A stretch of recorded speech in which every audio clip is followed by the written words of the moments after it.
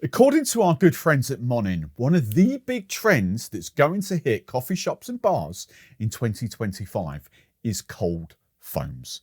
So today I'm going to show you exactly what a cold foam is. I'm going to show you how to make a cold foam, but even better, I'm going to show you how you can easily upgrade your cold foams. Now this is all thanks to Monin's recent trend seminar where they invite loads of people down to kind of talk bars, bartenders, wholesalers, suppliers through what they think are going to be the next big trend. So what are cold foams and why should you do them? Why should you use them on your drinks?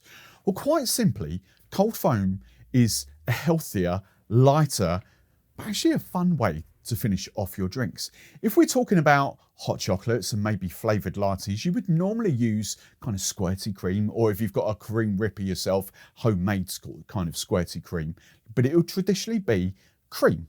Whether it's double cream, whipped cream, cold foams are actually made with skimmed milk. Now, the whole reason you want skimmed milk for this is because there's actually more protein in a skimmed milk that stabilises it and holds that foam. You just will not get the same effect if you are using semi-skimmed or full fat milk. And the other important thing to note here, this needs to be ice cold as well, straight out of your fridge. If it's room temperature or approaching room temperature, it won't hold its foam as well. You need it icy cold. And then to make it, all you need is a jug or kind of anything that's stable enough for you to whip up your milk, but then you're also going to need your blender.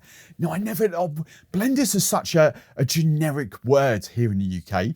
I've got I've got two blenders here. I've kind of got a blender that's got blades in it and will crush things down so you could do your frozen strawberry daiquiris in it.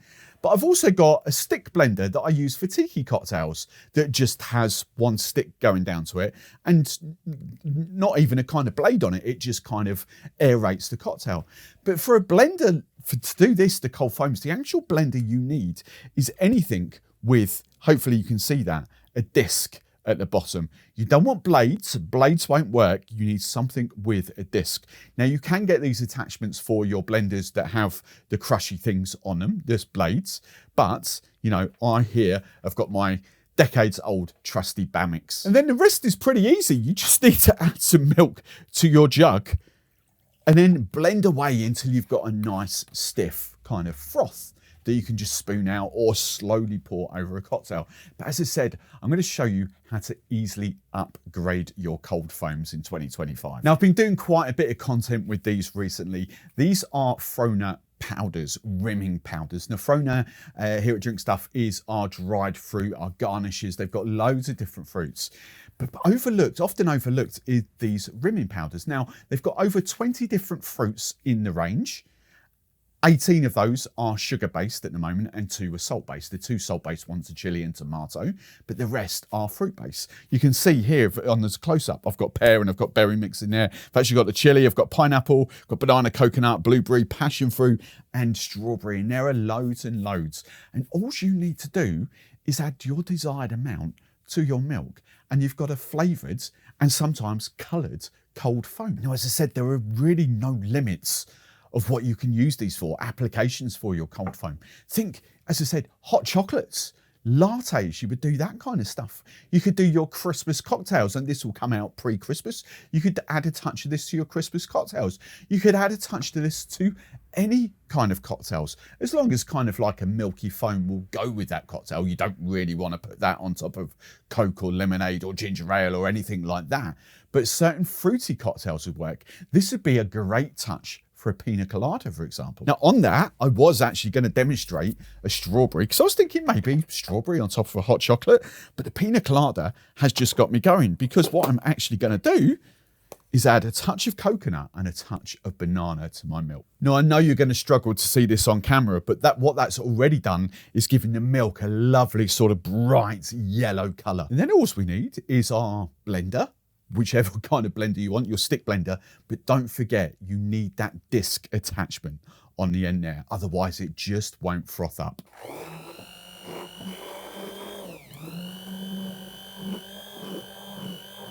Now that has been literally less than 30 seconds. I would hazard a guess, I can't see until I look back at the recording, I would hazard a guess at probably about 20 seconds. And you can see you've got a nice thick texture. And that is just skimmed milk. And you can see now that is properly ready to sit on top of whatever drink you desire. Or of course you could just stick a spoon in and eat it. Tell you, the banana and coconut doesn't go missing. That is a really nice foam.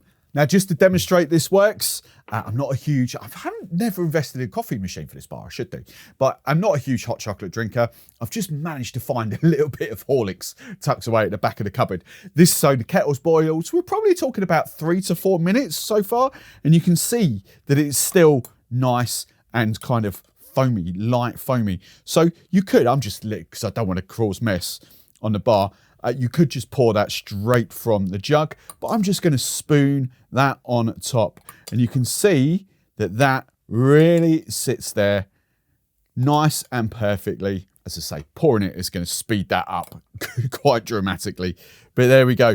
And then you can just finish that off with either more of this dusting, but actually to colour contrast, just for giggles, let's get some strawberry powder out here and just for colour contrast. There we go. How does that look? That is how you can easily upgrade your cold foams in 2025. Comments below, what flavour combinations would you use?